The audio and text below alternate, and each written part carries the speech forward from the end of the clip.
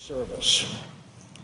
I have long believed some of these practices amounted to torture, as a reasonable person would define it, especially, but not only, the practice of waterboarding, which is a mock execution and an exquisite form of torture. Its use was shameful and unnecessary, and contrary to assertions made by some of its defenders, and as the committee's report makes clear, it produced little useful intelligence to help us track down the perpetrators of 9/11 or prevent new attacks and atrocities. I know from personal experience that the abuse of prisoners will produce more bad than good intelligence. I know that victims of torture will offer intentionally misleading information if they think their captors will believe it. I know they will say whatever their torturers want them to say if they believe it will stop their suffering.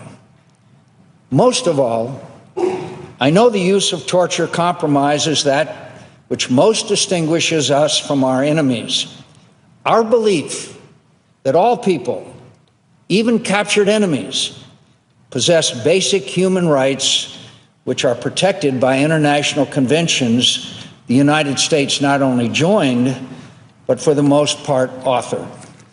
I know, too, that bad things happen in war. I know in war good people can feel obliged for good reasons to do things they would normally object to and recoil from. I understand the reasons that governed the decision to resort to these interrogation methods. And I know that those who approved them and those who used them were dedicated to securing justice for the victims of terrorist attacks and to protect Americans from further harm. I know their responsibilities were grave and urgent, and the strain of their duty was onerous.